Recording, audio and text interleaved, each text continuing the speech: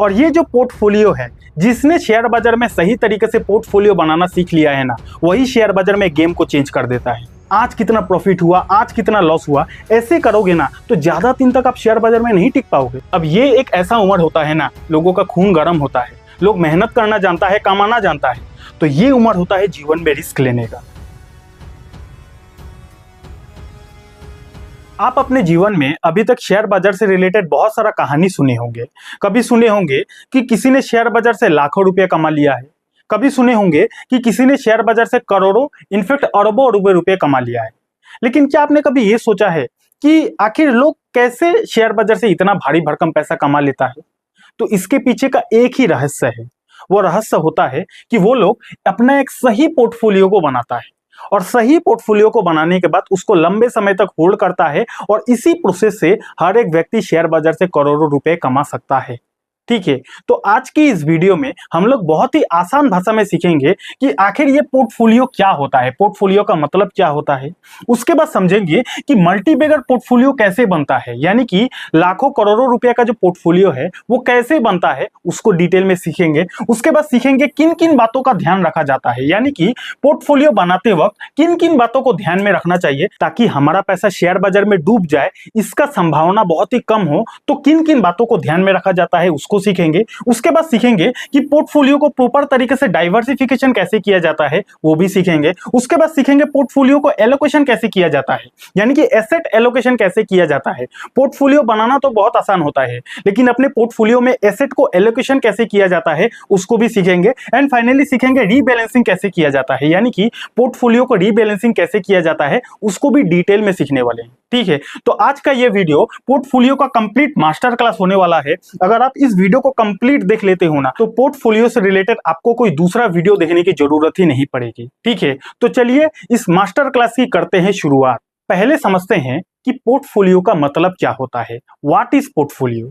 तो पोर्टफोलियो का सिंपल सा मीनिंग ये होता है कि आप शेयर बाजार में जहां जहां अपने पैसे को इन्वेस्टमेंट किए हो, उस इन्वेस्टमेंट का जो कलेक्शन है, उसी कलेक्शन को बोला जाता है पोर्टफोलियो। नहीं समझे बात? देखो, फॉर एग्जांपल आपने शेयर बाजार में एक ए नाम का स्टॉक है, इसमें पैसा लगाया है। फॉर एग्जांपल आपने शेयर बाजार में एक बी नाम का स्टॉक है, इसमें पैसा लगाया है। फॉर एग्जांपल आपने शेयर बाजार में गोल्ड जो है, गोल्ड का जो ईटीएफ है उसमें पैसा लगाया है। फॉर एग्जांपल आपने शेयर बाजार में म्यूचुअल फंड में पैसा इन्वेस्ट किया है। अब यहाँ पे ध्यान से समझिएगा, अब जो आपने शेयर बाजार में अलग अलग जगह पे जो इन्वेस्टमेंट किया है, इसी इन्वेस्टमेंट का जो कलेक्शन है ना, इसी कलेक्शन को बोला जाता है सिंपल भाषा में पोर्टफोलियो। हो गया क्लियर? आप शेयर बाजार में जहां जहां इन्वेस्टमेंट किए हो, उसी इन्वेस्टमेंट का जो कलेक्शन है उसी को बोला जाता है पोर्टफोलियो। और ये जो पोर्टफोलियो है, जिसने शेयर बाजार में सही तरीके से पोर्टफोलियो बनाना सीख लिया है ना, वही शेयर बाजार में गेम को चेंज कर देता है। ठीक है, तो आज मैं इसी चीज को डिटेल में समझाऊंगा। तो पोर्टफोलियो क्या होता है आपने समझ लिया ना। अब चलिए समझते हैं कि पोर्टफोलियो आखिर कैसे बनता है। तो पोर्टफोलियो बनाने से पहले कुछ ऐसा बात है जिन बातों को आपको ध्यान में रखना चाहिए। क्या क्या वो बात है, आइए डिटेल में समझते हैं। सबसे पहले अपना फाइनेंशियल गोल डिफाइन करें कि शॉर्ट टर्म गोल है या फिर लॉन्ग टर्म गोल है। बहुत इंपॉर्टेंट चीज है। देखो, आप जो शेयर बाजार में इन्वेस्टमेंट करोगे, अब वो जो इन्वेस्टमेंट का आपका गोल है, वो गोल आपका शॉर्ट टर्म है या फिर वो गोल आपका लॉन्ग टर्म है, ये पहले आपको डिसाइड करना पड़ेगा खुद से। ठीक है, आपका जो फाइनेंशियल गोल है ये पहले आपको डिफाइन करना पड़ेगा। शेयर बाजार में दो चीज होता है, एक होता है ट्रेडिंग करना और एक होता है इन्वेस्टिंग करना। ट्रेडिंग में लोग कुछ दिनों के लिए शेयर को खरीदते हैं और कुछ दिनों के बाद शेयर को बेच देते हैं। फॉर एग्जांपल एक ए नाम का स्टॉक है, अब इस ए नाम के स्टॉक को आपने आज खरीद लिया और 10-15 दिन के बाद ये स्टॉक का जो प्राइस है ये 10% ऊपर चला गया, आपने यहाँ पे बेच दिया। तो ये आपने क्या किया, आपने शेयर को ही खरीदा, आपने अपना पोर्टफोलियो में जगह दिया इस शेयर को, लेकिन ज्यादा दिन के लिए आपने जगह नहीं दिया। आपका जो गोल था वो शॉर्ट टर्म था, तो इसको बोला जाएगा ट्रेडिंग। लेकिन इसी स्टॉक को अगर आप लंबे समय तक होल्ड करते हो, 10 साल 20 सालों तक होल्ड करते हो, तो इसको क्या बोला जाएगा, इसको इन्वेस्टिंग बोला जाएगा। तो शेयर बाजार में जब आप पोर्टफोलियो बना रहे हो ना, तो पोर्टफोलियो बनाने से पहले आपका जो फाइनेंशियल गोल है ये डिसाइड करना है कि आपको ट्रेडिंग करने के लिए पोर्टफोलियो बनाना है या फिर इन्वेस्टिंग करने के लिए पोर्टफोलियो बनाना है, ये डिसाइड करना है। अब मैं जानता हूं बहुत सारे लोगों का ये सवाल आएगा कि सर मैं तो दोनों करता हूं, मैं ट्रेडिंग भी करता हूं, मैं इन्वेस्टिंग भी करता हूं, मैं स्विंग ट्रेडिंग भी करता हूं, मैं शेयर बाजार में शेयर को खरीदकर लंबे समय तक होल्ड भी करता हूं। बहुत सारे लोग करता है, मैं भी इनफेक्ट करता हूं। तो इसका क्या सॉल्यूशन है? अब यहाँ पे अगर आप एक ही ब्रोकर के पास यानी कि एक ही डीमेट अकाउंट में ट्रेडिंग भी करोगे, इन्वेस्टिंग भी करोगे। फॉर एग्जांपल आपने एक ए नाम का स्टॉक को खरीदा है, बी नाम का स्टॉक को खरीदा है, सी नाम का स्टॉक को खरीदा है। अब ये जो 3 स्टॉक को आपने खरीदा है ये आपने इन्वेस्टिंग के लिए खरीदा है, यानी कि इन कुछ स्टॉक को आप 10 सालों के लिए होल्ड करोगे। और आप एक डी नाम का स्टॉक को खरीदते हो, ये स्टॉक को आपने इसीलिए खरीदा है क्योंकि इस स्टॉक में आप ट्रेडिंग करोगे। अब इस केस में अगर आप हर एक स्टॉक को अपना एक ही ब्रोकर में, एक ही डीमेट अकाउंट में रखोगे, किसी में ट्रेडिंग करोगे, किसी में इन्वेस्टिंग करोगे, तो एक ही डीमेट अकाउंट में दोनों चीज करना बहुत मुश्किल होता है, नामुमकिन नहीं होता। मैं ऐसा नहीं बोलता कि एक ही ब्रोकर में आप ट्रेडिंग और इन्वेस्टिंग नहीं कर सकते, बिल्कुल कर सकते हो, लेकिन ट्रैक करना, कई बार मैनेज करना बहुत मुश्किल होता है।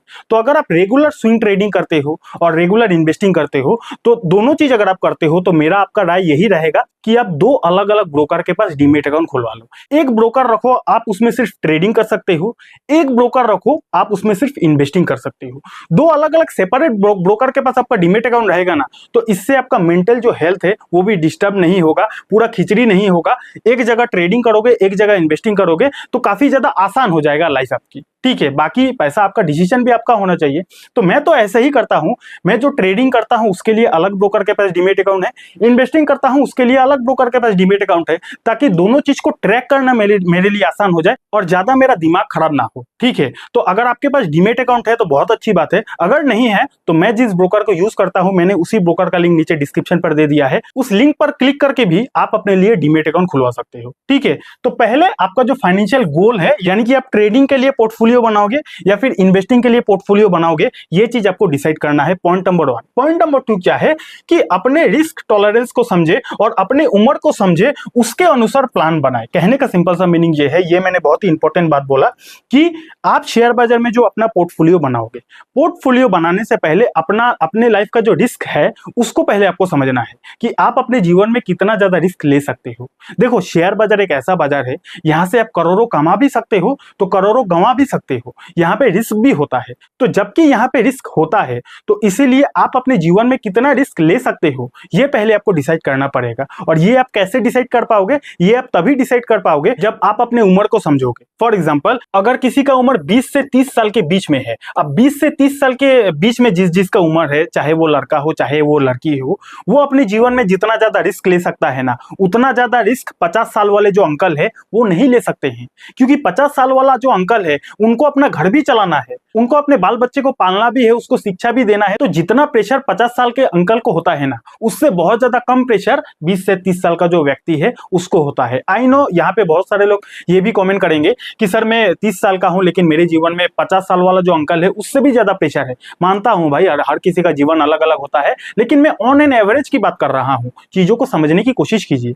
ठीक है, तो 20 से 30 साल जिसका उम्र है उसका शेयर मार्केट में रिस्क लेने का जो कैपेसिटी है वो अलग हो सकता है। अगर किसी का उम्र 30 से 40 के बीच में है, अब 30 से 40 का एक ऐसा उम्र होता है जो शादी विवाह करने का उम्र होता है, यहाँ पे व्यक्ति उतना भी ज्यादा रिस्क नहीं ले सकता है।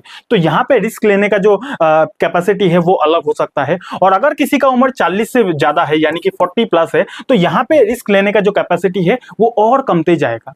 कुल मिलाकर जितना कम उम्र उतना ज्यादा शेयर बाजार में रिस्क लिया जा सकता है, और जितना ज्यादा उम्र उतना ही कम शेयर बाजार में रिस्क लिया जा सकता है। ठीक है, तो पहले आप अपना उम्र देखो, उम्र आपने देख लिया, उसके बाद आप अपने लाइफ को एक बार ऑब्जर्व करो कि आप अपने जीवन में शेयर बाजार में कितना ज्यादा रिस्क ले सकते हो। आपने अगर डिफाइन कर लिया कि आप अपने जीवन में इतना रिस्क ले सकते हो, उस हिसाब से आपको अपना पोर्टफोलियो को डिजाइन करना चाहिए। क्योंकि शेयर बाजार में आपको पता है कि लार्ज कैप स्टॉक होता है, मिड कैप स्टॉक होता है और स्मॉल कैप स्टॉक होता है। अब जिन लोगों को इसके बारे में पता है बहुत अच्छी बात है, लेकिन जिन लोगों को नहीं पता, शॉर्ट में समझा देता हूं कि क्या होता है। देखो, शेयर बाजार में जो लार्ज कैप कंपनी होती है ना, लार्ज कैप का मतलब बड़ी साइज की कंपनी, जो बड़ी बड़ी कंपनी होती है। अब अगर आप शेयर बाजार में लार्ज कैप कंपनी के शेयर में इन्वेस्ट करोगे, लार्ज कैप का पोर्टफोलियो बनाओगे ना, तो इस केस में पैसा डूबने का डर बहुत कम होता है। इसीलिए कम होता है क्योंकि लार्ज कैप यानी कि बड़ी कंपनी, अब बड़ी कंपनी डूबेगी इसका चांसेस बहुत कम होता है, लेकिन यहाँ पे जो रिटर्न है वो भी बहुत कम मिलता है। एक होता है mid cap company, mid cap stock. Mid cap यानी कि मीडियम साइज की कंपनी। अब मीडियम साइज की कंपनी आपको मीडियम रिटर्न भी दे सकती है, लेकिन रिस्क जो है वो यहाँ पे मीडियम ही होता है। और एक होती है छोटी साइज की कंपनी, स्मॉल कैप स्टॉक। छोटी कंपनी कभी भी डूब सकती है, तो यहाँ पे रिस्क बहुत हाई होता है, लेकिन छोटी साइज की कंपनी जो रिटर्न है वो भी छप्पर फाड़ के दे सकती है। तो तीन जगह होता है शेयर बाजार में पैसा इन्वेस्ट करने का, large cap stock, mid cap stock, small cap stock. आपको अपनी उम्र के हिसाब से, अपना रिस्क टॉलरेंस के हिसाब से डिसाइड करना है कि आप कहाँ पे कंफर्टेबल हो। जहां पे आपको कंफर्टेबल लगे, जहां पे आपको रिस्क कम या ज्यादा लगे, उस हिसाब से आप अपना पोर्टफोलियो को डिजाइन कर सकते हो। फॉर एग्जांपल, आपका जो उम्र है वो 50 प्लस हो गई है और अभी के टाइम पे आपके जीवन में काफी ज्यादा प्रेशर है, आपको घर चलाना है, आपको अपने बाल बच्चों को पढ़ाना है। तो ऐसे केस में आपके जीवन में काफी ज्यादा रिस्क है, और ऐसे केस में आप अपना पोर्टफोलियो में सबसे ज्यादा वेटेज अगर स्मॉल कैप में देते हो, आप अगर छोटी छोटी पेनी स्टॉक में सारा पैसा इन्वेस्ट कर देते हो, तो पेनी स्टॉक, छोटी छोटी कंपनी आपका पैसा को कभी भी डुबा सकती है। तो इस केस में, इस उम्र में आप काफी ज्यादा परेशान हो सकते हो। लेकिन उसी जगह अगर मान के चलते हैं आपका जो उम्र है वो 25 साल का है। अब ये एक ऐसा उम्र होता है ना, लोगों का खून गर्म होता है, लोग मेहनत करना जानता है, कमाना जानता है। तो ये उम्र होता है जीवन में रिस्क लेने का। तो इस उम्र से अगर आप जीवन में रिस्क लेते हो ना, तो भविष्य आपका काफी ज्यादा सुनहरा हो सकता है। ठीक है, तो मैं कहना क्या चाहता हूं, समझ रहे हो ना? आप अपने जीवन के हिसाब से, रिस्क के हिसाब से डिसाइड कर लो कि आप जो अपना पोर्टफोलियो को बनाओगे, उस पोर्टफोलियो में आप लार्ज कैप स्टॉक का संख्या ज्यादा रखोगे, मिड कैप स्टॉक का संख्या ज्यादा रखोगे, या फिर स्मॉल कैप स्टॉक का संख्या ज्यादा रखोगे। ये आपका पर्सनल चॉइस है, इसमें मैं आपको कुछ एडवाइस नहीं दे सकता, और वैसे भी मैं सेबी रजिस्टर्ड एडवाइजर नहीं हूं। इसलिए इस वीडियो को देखने के बाद आपको शेयर बाजार में डायरेक्ट एक्शन नहीं लेना है। ये वीडियो एजुकेशनल पर्पस के लिए बनाया गया है। आप इस वीडियो से सीख सकते हो, लेकिन पैसा लगाना ना लगाना वो आपका पर्सनल चॉइस है। ठीक है, मैं आपको सिखा रहा हूं, चीजों को सीखने की कोशिश कीजिए। ठीक है, तो ये पॉइंट क्लियर हो गया, ये पॉइंट भी क्लियर हो गया। उसके बाद क्या है, पोर्टफोलियो को प्रॉपर तरीके से डाइवर्सिफाइड रखे, अलग अलग सेक्टर प्लस अलग अलग स्टॉक, इक्विटी, डेट, गोल्ड। अच्छा, कहने का सिंपल सा मीनिंग ये है कि आप जो अपना पोर्टफोलियो को बनाओगे, उस पोर्टफोलियो को आपको प्रॉपर तरीके से डाइवर्सिफिकेशन करना चाहिए। कहने का सिंपल सा मीनिंग ये है कि फॉर एग्जांपल आपके पास 1 लाख रुपया है, ठीक है, और आप शेयर बाजार में 1 लाख रुपया इन्वेस्टमेंट करना चाहते हो। अब 1 लाख रुपया अगर आपको इन्वेस्टमेंट करना है और आप सिर्फ एक ही स्टॉक में सारा पैसा डाल दिया, एक ए नाम का स्टॉक है, एग्जांपल दे रहा हूं, इस ए नाम का स्टॉक में आपने 1 लाख रुपया इन्वेस्ट कर दिया और आप सोच लिया कि आपने शेयर बाजार में 1 लाख का पोर्टफोलियो बना लिया है, अब आप करोड़पति बन जाओगे। घंटा भी नहीं बन पाओगे। उसके पीछे का रीजन ये है कि आपने जो अपना पूरा पूंजी है, पूरा कैपिटल है, एक ही स्टॉक में लगा दिया है। अगर ये चल गया तो हीरो, और अगर ये नहीं चला तो क्या होगा भैया, जीरो हो जाएगा। तो ये तो आईपीएल में सट्टा लगाने के जैसा काम कर दिया आपने। एक ही स्टॉक में अगर आप सारा पूंजी लगा दोगे ना, तो अगर वो स्टॉक चल गया तो हीरो, नहीं चला तो जीरो। और शेयर बाजार में नहीं भी चलता है, शेयर बाजार में कुछ गारंटी नहीं होता है। तो इसीलिए जरूरी क्या है कि आप जो अपना पोर्टफोलियो बनाओगे उसको डाइवर्सिफिकेशन करना है। यानी कि अगर फॉर एग्जांपल 1 लाख रुपया है, तो आपको 5 या फिर 6 अलग अलग स्टॉक में पैसा इन्वेस्ट करना है, ताकि एक नहीं चला तो दूसरा चलेगा, आपको पैसा बनाकर देगा। दूसरा नहीं चला तो तीसरा चलेगा, आपको पैसा बनाकर देगा। तीसरा नहीं चला तो चौथा चलेगा, आपको पैसा बनाकर देगा। डाइवर्सिफिकेशन करना चाहिए, पॉइंट नंबर 1। पॉइंट नंबर 2 क्या है कि अलग अलग सेक्टर में आपको इन्वेस्टमेंट करना चाहिए। अब आपने डाइवर्सिफिकेशन तो समझ लिया, आपने समझ लिया कि आपको शेयर बाजार में अलग अलग स्टॉक में पैसा इन्वेस्ट करना चाहिए, लेकिन आपने सेक्टर का डाइवर्सिफिकेशन नहीं किया। फॉर एग्जांपल, आपने एक ए नाम का स्टॉक को खरीदा, वो बिस्किट बनाती है। अब आपने एक बी नाम का स्टॉक को खरीदा, वो भी बिस्किट बनाती है। आपने एक सी नाम का स्टॉक को खरीदा, वो भी बिस्किट बनाती है। हर आपने 4-5 स्टॉक को तो खरीद लिया, लेकिन देखा गया कि वो 4-5 जो स्टॉक है, 4-5 जो कंपनी है, वो सेम सेक्टर से है, सेम काम करती है, सेम बिजनेस करती है। तो इसको भी डाइवर्सिफिकेशन नहीं बोला जाएगा। ये आपने एक ही सेक्टर में सारा पैसा इन्वेस्ट कर दिया। तो आपको इस गलती को भी नहीं करना चाहिए। आपको अलग अलग सेक्टर में पैसा इन्वेस्ट करना चाहिए। थोड़ा पैसा आईटी सेक्टर में डालना चाहिए, थोड़ा पैसा एफएमसीजी सेक्टर में डालना चाहिए, थोड़ा पैसा फार्मा सेक्टर में डालना चाहिए, थोड़ा पैसा ऑटो सेक्टर में डालना चाहिए। हर एक सेक्टर में थोड़ा थोड़ा पैसा इन्वेस्टमेंट करना चाहिए, ताकि एक सेक्टर नहीं चलेगा तो दूसरा सेक्टर आपको पैसा बनाकर देगा, दूसरा सेक्टर नहीं चला तो तीसरा सेक्टर आपको पैसा बनाकर दे सकता है। ठीक है, क्योंकि शेयर बाजार में जो सेक्टर है वो सेक्टर रोटेशन होता है। कई बार देखोगे कि 2 से 3 साल ऑटो सेक्टर खूब रिटर्न दे दिया, कई बार आप देखोगे कि 2 से 3 साल फार्मा सेक्टर खूब रिटर्न दे दिया, लेकिन उसके बाद देखोगे कि फार्मा सेक्टर फिर से रिटर्न नहीं दिया है। तो सेक्टर रोटेशन शेयर बाजार में होता है। तो आपको शेयर बाजार में डाइवर्सिफिकेशन तो करना है, लेकिन सेक्टर का भी डाइवर्सिफिकेशन करना चाहिए।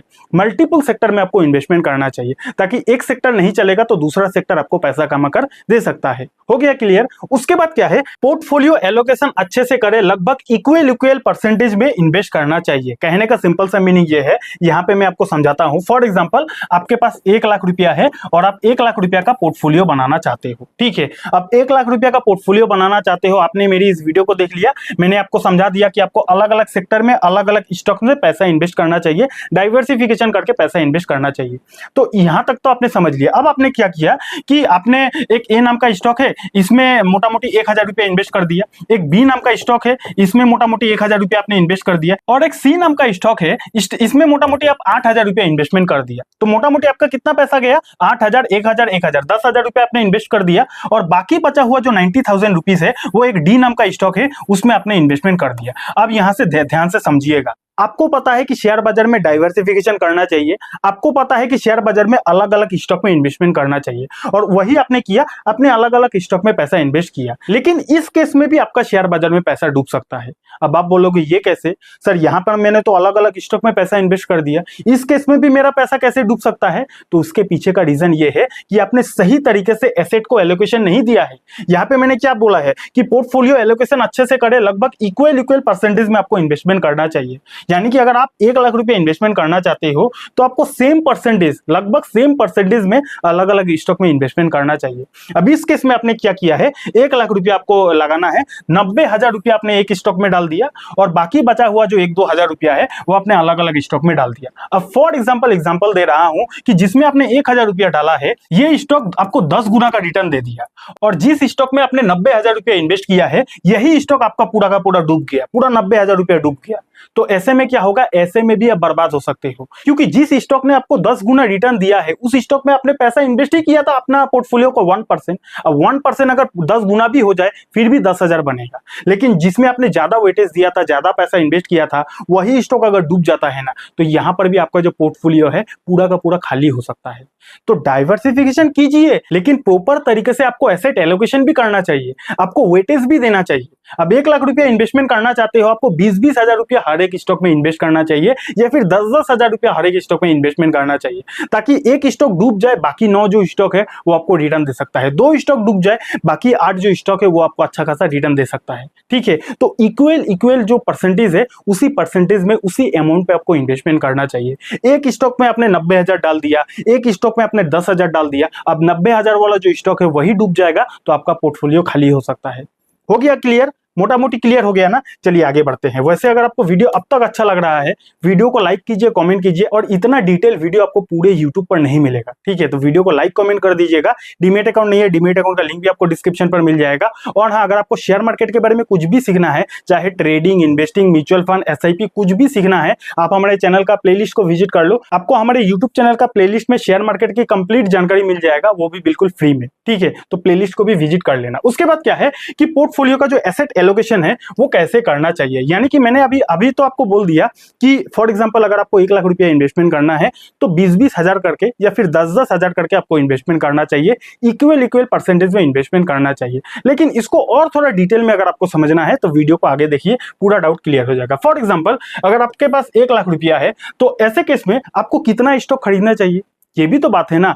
डाइवर्सिफिकेशन मतलब अलग अलग स्टॉक को खरीदना है, लेकिन कितना स्टॉक खरीदना चाहिए?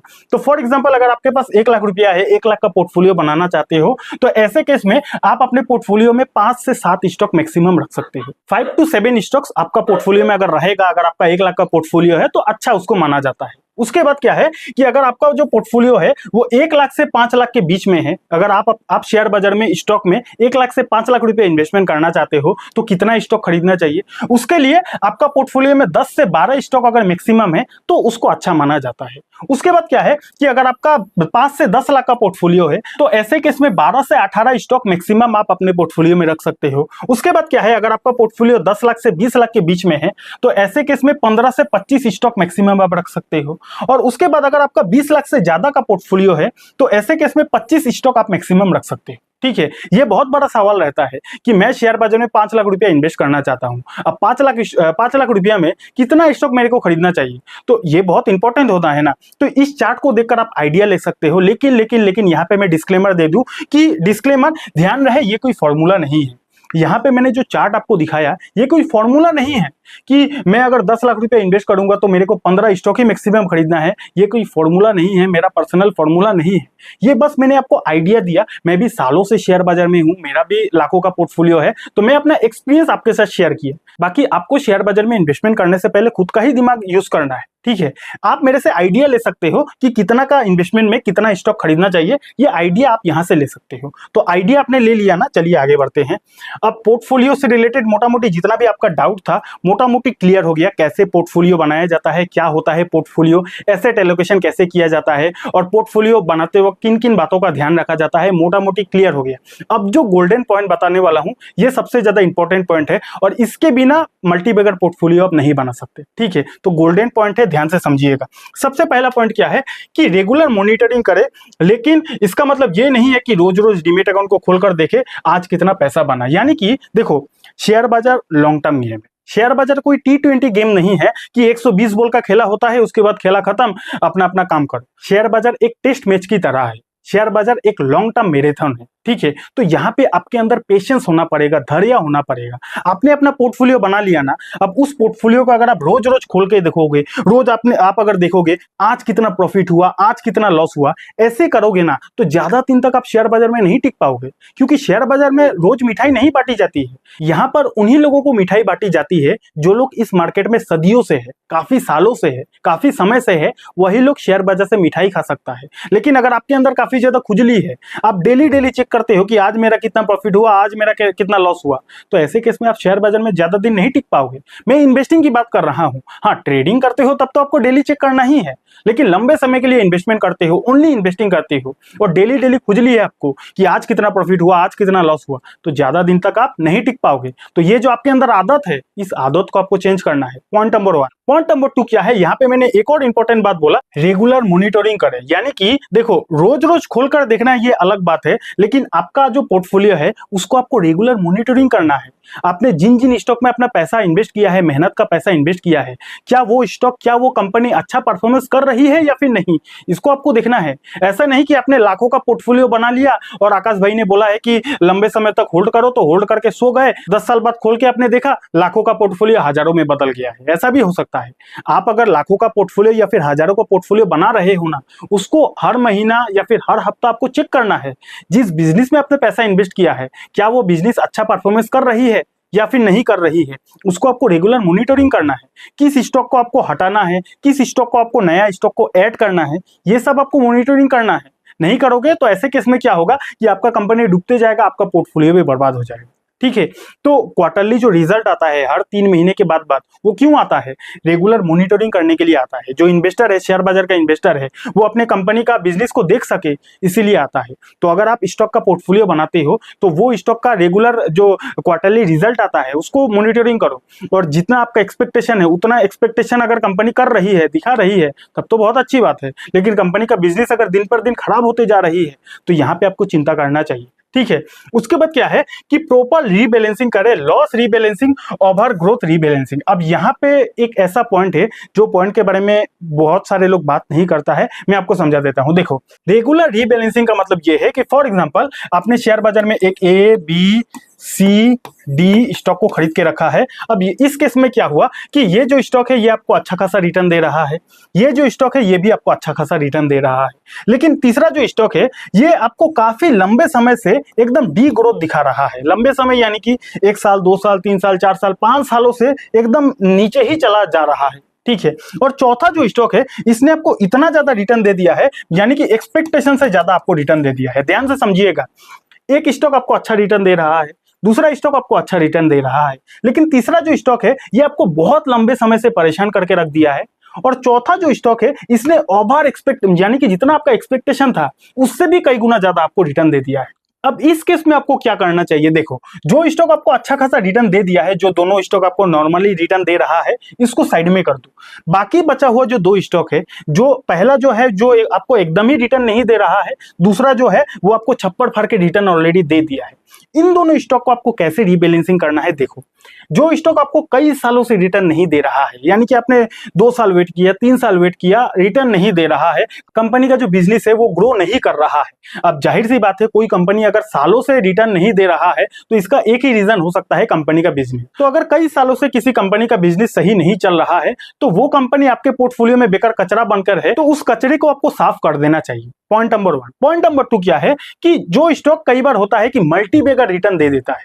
अब कोई स्टॉक अगर आपको हद से ज्यादा रिटर्न दे देता है तो एक कंपनी हद से ज्यादा रिटर्न देने के बाद ना वो जो स्टॉक है वो कई सालों तक फिर सुन पड़ जाता है। कोई स्टॉक अगर आपको 1000% का रिटर्न दे दिया, अब इसके बाद 1000% का रिटर्न देगा, इसका चांसेस बहुत कम होता है। तो अगर किसी स्टॉक में आपको बहुत ज्यादा रिटर्न मिल गया है और अब आपको लगता है कि ये स्टॉक ने मेरे को बहुत रिटर्न दिया है, अब आगे शायद इतना रिटर्न ना दे पाए, तो इस कंडीशन में अगर आप हो तो उस स्टॉक में आप प्रॉफिट बुकिंग भी कर सकते हो, क्योंकि हो सकता है आपको 1000% का रिटर्न मिल गया, अब इतना कोई स्टॉक रिटर्न देने के बाद वहां से धर्म से गिराई भी हो सकती है, पिटाई भी हो सकती है, तो जितना आपने पैसा कमाया है उसका 50% कैपिटल आपका खाली भी हो सकता है। तो अगर आपको हद से ज्यादा रिटर्न मिल गया है और आपको ऐसा लगता है कि ये स्टॉक अब आगे मुझे उतना ज्यादा रिटर्न नहीं दे सकता है, तो इस केस में प्रॉफिट बुकिंग करना एक बहुत अच्छा सॉल्यूशन होता है। ठीक है, तो यहां पे मैंने क्या बोला कि प्रॉपर तरीके से रीबैलेंसिंग और loss rebalancing, over growth rebalancing मोटा मोटी क्लियर हो गया ना। अगर किसी में आपको ओवर ग्रोथ मिल गई है तो वहां पे प्रॉफिट बुकिंग करना एक अच्छा माना जाता है, बाकी आप अपना दिमाग का यूज जरूर करना। ठीक है, उसके बाद क्या है कि गोल हमेशा लॉन्ग टर्म रखें। मैंने क्या बोला कि शेयर बाजार एक लॉन्ग टर्म गेम है, ये एक मैराथन है। तो पोर्टफोलियो आज आपने बना लिया, कल से ही आप शेयर बाजार में करोड़पति बन जाओगे, नॉट पॉसिबल। ठीक है, इसीलिए आपका गोल जो है वो लॉन्ग टर्म होना चाहिए। थोड़ा बहुत कैश हमेशा अपने हाथ में रखें, यानी कि जरूरी नहीं कि आपके पास 10 लाख रुपया है तो 10 लाख का 10 लाख आपने इन्वेस्ट कर दिया, ये ऐसा जरूरी नहीं, क्योंकि शेयर बाजार में क्रैश भी आती है, शेयर बाजार टूटता भी है। तो अगर आपके हाथ में कैश नहीं है तो जब शेयर बाजार गिरेगा तो उस वक्त पैसा लगाने के लिए आपके हाथ में पैसा ही नहीं होगा। तो इसीलिए आपके हाथ में कैश हमेशा होना चाहिए, ताकि इमरजेंसी में वो कैश आपके जीवन में मदद कर सके। ठीक है, उसके बाद क्या है कि ओवर डाइवर्सिफिकेशन ना करें, यानी कि मैंने आपको बोला कि शेयर बाजार में पोर्टफोलियो बनाओगे तो अलग अलग स्टॉक में इन्वेस्ट करो, लेकिन जरूरी ये नहीं है कि हद से ज्यादा स्टॉक में इन्वेस्ट कर दो। 40-50 स्टॉक आपने खरीद लिया और डाइवर्सिफिकेशन कर दिया, ऐसा भी नहीं करना चाहिए। अब कितना पैसा लगाने के लिए कितना स्टॉक खरीदना चाहिए उसका चैप्टर तो मैंने आगे ही बोल दिया है, तो ओवर डाइवर्सिफिकेशन आपको नहीं करना चाहिए। उसके बाद क्या है कि पोर्टफोलियो का 10% से ज्यादा अमाउंट एक स्टॉक में नहीं डालना चाहिए। जो पॉइंट मैंने पहले ही बोल दिया था कि फॉर एग्जांपल आपके पास 1 लाख रुपया है, अब 1 लाख में आप 90,000 रुपया एक ही स्टॉक में डाल दोगे तो ऐसे केस में बहुत रिस्क होता है ना। तो जो जितना भी आपका पोर्टफोलियो है उस पोर्टफोलियो का 10% से ज्यादा अमाउंट आपको एक स्टॉक में नहीं डालना चाहिए। अब 10% से ज्यादा अमाउंट अगर आप एक ही स्टॉक में डाल दोगे ना, अब वो स्टॉक चल गया तो अच्छी बात है, लेकिन नहीं भी चल सकता है तो ऐसे केस में आपका बहुत बड़ा नुकसान हो सकता है। तो 10% से ज्यादा अमाउंट इन्वेस्ट नहीं करना चाहिए। उसके बाद क्या है कि अच्छे क्वालिटी वाले स्टॉक को चुने। जितना भी मैंने अभी तक भाषणबाजी कर दिया, जितना भी मैंने यहां तक नॉलेज दे दिया, वो नॉलेज कभी भी काम नहीं देगा जब तक आप इस वाला पॉइंट को नहीं मानोगे। अगर आपके पोर्टफोलियो में अच्छे क्वालिटी का स्टॉक नहीं है ना, ये सब नॉलेज का मेरे भाई कोई फायदा नहीं है। आप चाहे कितना भी नाक रगड़ लो, कितना भी मेहनत कर लो, कितना भी रिसर्च कर लो, अगर आपका पोर्टफोलियो में अच्छा स्टॉक नहीं है, कोई फायदा नहीं है। आप सालों साल तक वेट करो, 10 साल 20 साल तक वेट करो, आपको शेयर बाजार में क्या मिलेगा? जीरो मिलेगा, कुछ नहीं मिलेगा। तो जरूरी क्या है कि आप गुड क्वालिटी वाले स्टॉक को खरीदो और रेगुलर मॉनिटरिंग करो। दो ही चीज होता है शेयर बाजार में पैसा कमाने के लिए, दो ही चीज होता है। अच्छे स्टॉक को खरीदो, लंबे समय तक होल्ड करो, बस। अच्छे स्टॉक को खरीदो, रेगुलर मॉनिटरिंग करो, लंबे समय तक होल्ड करो। शेयर बाजार से पैसा कमाने के लिए किसी का काका भी आपको नहीं रोक सकता है। ठीक है, तो मोटा मोटी क्लियर हो गया ना। अब ये सवाल अगर आपका है कि शेयर बाजार में कैसे गुड क्वालिटी वाले स्टॉक्स को खोजा जाता है, तो मेरे चैनल पर पूरा डिटेल वीडियो है, पूरा मास्टर क्लास है कि कैसे गुड क्वालिटी वाले स्टॉक्स को खोजा जाता है, क्या तरीका है। अगर आपको सीखना है तो यहाँ पे क्लिक करो, इस वीडियो को देखो, पूरा नॉलेज मिल जाएगा। फंडामेंटल तरीके से मैंने सिखाया है। और डीमेट अकाउंट नहीं है, डीमेट अकाउंट का लिंक आपको डिस्क्रिप्शन पर मिल जाएगा। वीडियो अच्छा लगा कॉमेंट करना मत भूलना। बहुत बहुत धन्यवाद।